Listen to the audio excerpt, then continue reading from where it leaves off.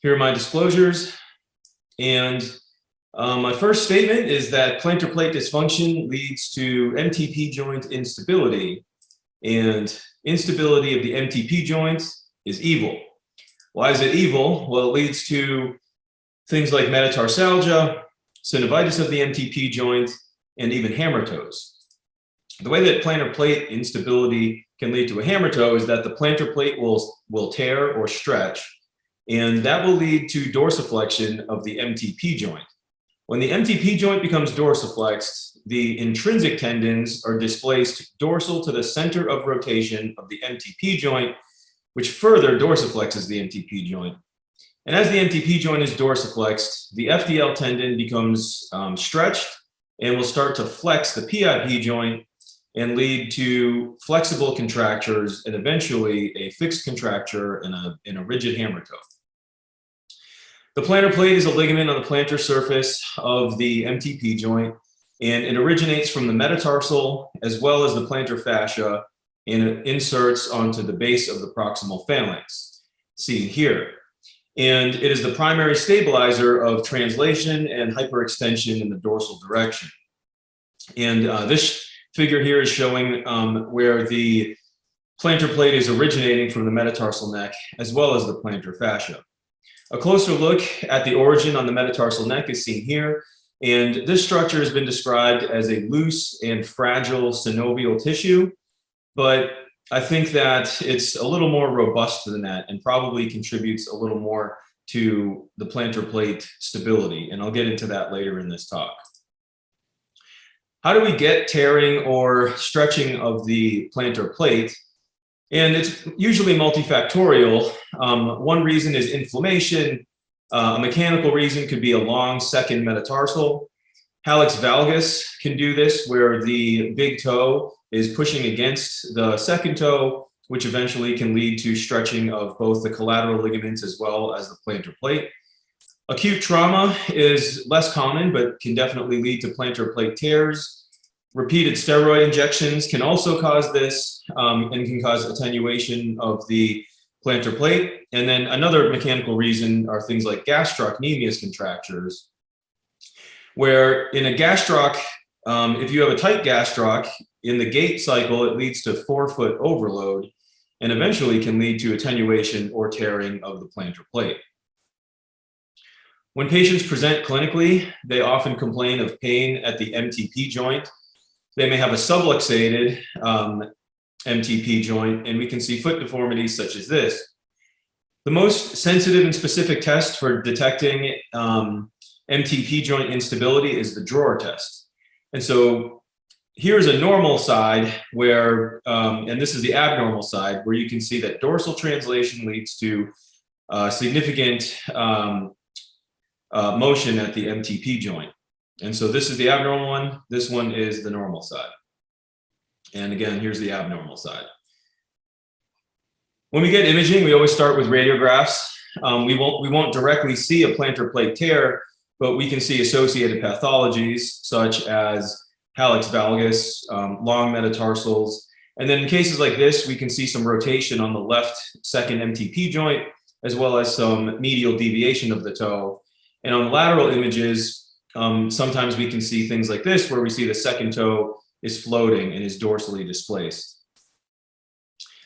Ultrasounds can be useful. I don't typically get ultrasounds, only for, I don't really know how to interpret them very well. I will get MRIs occasionally for this. And what we can see here plantarly is the plantar plate in this case is attenuated, and we don't see a nice thick black line. What we see here is hyperintensity within the plantar plate on the plantar surface. And we can sometimes see other things such as MTP joint synovitis seen here on the dorsal side of the joint. Now, we're talking about plantar plate tears. It comes in a lot of different flavors, ranging from a grade 0, which is a stretched plantar plate. And then your grade 1s are the partial tears. And as you go to grade 2, 3, and 4, we see larger and larger tears. Treating these, initially, we will always treat these non-operatively. In the setting of a tight gastrocnemius, we will do calf stretching, and this calf here is stretching. So we'll do calf stretching to help release some of the overload on the forefoot. Footwear modification, such as wider shoes or a bigger toe box or metatarsal pads, are very effective at not fixing the problem, but helping with symptoms. And other strategies, such as a boot and splint, is meant to stabilize the toe against hyperextension or dorsal translation. So a boot and splint like this is helpful, and occasionally we'll use tape as well. However, tape has some problems and it'll leave some sticky residue on the skin. Does non-operative treatment work? Well, as far as we know, the plantar plate, is it going to heal? We don't really know. So our group did a study where we looked at the microvasculature of the plantar plate, because we honestly never really knew the blood supply of the plantar plate. So in this study, we found that the blood supply to the plantar plate is coming from both proximally from the bone and the plantar fascia, as well as distally coming from the phalanx. And then the middle of the plantar plate is relatively devoid of any blood supply. So that reminds us of another structure in the human body with, like the meniscus, where we have good blood supply around the periphery, but then you get to the red and white zone, which has less blood supply, and then the white zone, which is relatively devoid of blood. So in terms of surgical treatment, there's been several things described, such as synovectomy, syndactylization, which I don't think is used very often, collateral ligament reconstruction, tenotomies, MTP joint fusions, tendon transfers, Weill osteotomies. And with all of these different strategies, we have seen residual deformity in approximately 25 to almost 40% of patients. So that's why we've gone on to more anatomic repairs, such as a plantar plate repair. And there have been the plantar approach described, as well as the dorsal approach. I've never really done the plantar approach, but as described here, it's a plantar incision, and dissection is taken down to the level of the plantar plate, and a direct repair can be carried out, as seen here. The more traditional approach is the dorsal approach, and what's been described is a dorsal incision, and you retract the extensor tendons. And one of the issues with this is visualization and exposure of the plantar plate. So what's been described is placing a maglanory elevator to release the plantar plate from the metatarsal neck, and then a plantar condylectomy will be performed to give something for the plantar plate to heal to proximally. And putting in this maglanory elevator, as you can see here, we're stripping that proximal attachment off of the bone. And in doing so, as described by Coughlin and Jastifer, when you put that maglanory elevator in there, you'll get about 4 millimeters of additional joint distraction to give you visualization of the plantar plate. After the maglanory is placed, next a Weill osteotomy is performed, so a saw cut of the metatarsal bone, and then the metatarsal head is actually pushed proximally and pinned into place to gain access to the plantar plate. The joint's distracted, and here's your typical view of the plantar plate. And the next step is to cut the plantar plate off of the proximal phalanx, and that will give you additional room to work in there. So after the maglanory elevator is placed and you get about 4 millimeters of distraction, release of the plantar plate gives you an additional 5.3 millimeters of distraction. And I'd like to point out here that the maglanory elevator and releasing the plantar plate off of the metatarsal basically gives you the same amount of joint distraction as completely releasing the plantar plate off of the proximal phalanx. And that'll come into account later when in this discussion. But after the plantar plate is released off the proximal phalanx, suture passers are then used to pass the suture into the plantar plate. After the sutures are placed into the plantar plate, 2 drill tunnels are placed through the proximal phalanx, and a suture passer is used to retrieve those sutures from the plantar plate to the dorsal portion of the proximal phalanx.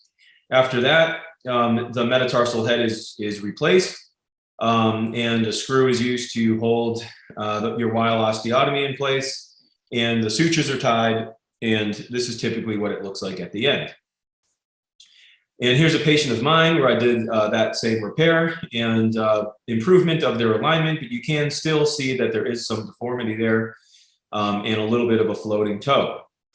And so the prospective outcome studies from this show that even with this method of an anatomic plantar plate repair, we will still see some floating toe in anywhere from 17 to 60% of the patients, and we'll see more residual deformity in higher grade tears.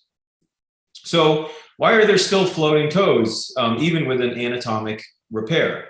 Well, one question is, with the current methods for plantar plate repair are we killing the plantar plate? As we've discussed, we place a McGlamry elevator to release the plantar plate off of the metatarsal head, and that is stripping some blood supply off of the metatarsal head.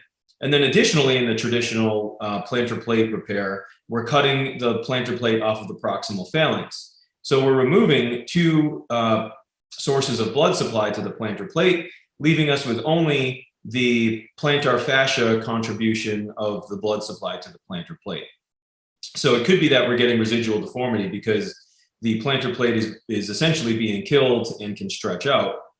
An alternative explanation is that by releasing the plantar plate from the metatarsal head is kind of like this, where, if you're trying to plug in an iPad, but it won't reach the wall, rather than moving the iPad closer to the wall, you pull the cord out of the wall. And even though you're attached distally, proximally, you're still unplugged. And that may be the reason why the MTP joint could still be unstable, leading to floating toes. So maybe we shouldn't be putting the McGlamry elevator in there and stripping the plantar plate from the metatarsal. And as mentioned before, this will allow for about 4 millimeters of distraction of the MTP joint. So maybe we shouldn't be placing the McGlamry elevator, or if you are going to place the McGlamry elevator, maybe we should be putting a suture in additionally and fixing it to the metatarsal head. But here's the way that I've been doing it over the past couple of years, where again, that's the normal one. Here's the abnormal joint where there's a lot of hyperextension. And so, the goal here is we got to pass a stitch through the plantar plate. So I'll make the traditional dorsal approach. I will do a plantar condylectomy because that's what we want the ligament to heal to at the end of the case. And if the plantar plate is intact distally, then I won't cut it off the phalanx. And what I'll do instead is I'll pass a stitch, and I want to pass a mattress stitch. So the green ribbon here is the plantar plate. The white thing is the flexor tendon. And what I've done here is I've passed a stitch through the plantar plate, and I'll rewind it just a little bit so we can see again. So I'll put the needle through the plantar plate, and I will grab the needle on the plantar surface of the foot outside of the skin. Now the head of the needle won't come out the skin, and I'll pass the stitch like that through the plantar plate. And then I will fix the ligament to the metatarsal. And this is done without cutting the ligament off of the phalanx. So here it is again, and I'll bring it back here so we can see again. So I'm passing the needle through the plantar plate. I'm grabbing the needle on the plantar surface of the foot, and I'm redirecting the needle after the stitch part has gone through the plantar plate, and I'll redirect it dorsally. So I've passed a mattress stitch. I paste two bone tunnels into the metatarsal and use a suture passer to bring the sutures to the dorsal part of the metatarsal head, and then I'll tie the sutures there. So again, I did not release the plantar plate off of the phalanx, and it's quite stable there. Post-operatively, I place this kind of dressing to hold the MTP joint in some slight plantar flexion. So doing it with this method of repairing the plantar plate proximally to the metatarsal, our results here are being prepared in a manuscript, but we did present this at the AOFAS summer meeting last year, and we found that after a median of 13 months, patients' physical function promise scores are at 52.5, which is considered to be in the normal range and loosely translates to patients who can do all of their activities of daily living, plus some strenuous activities. So in conclusion, plantar plate tears lead to instability of the MTP joint, and the MTP instability will lead to pain, metatarsalgia, synovitis, and eventually the dorsiflex and subluxated MTP joint will lead to hammer toes. Metatarsal osteotomies and toe pinnings are probably the usual treatment. However, a plantar plate repair is anatomic and addresses the root cause. Thank you for your attention and thank you for this opportunity. And feel free to email me at this email address if anybody has any questions. Thank you so much.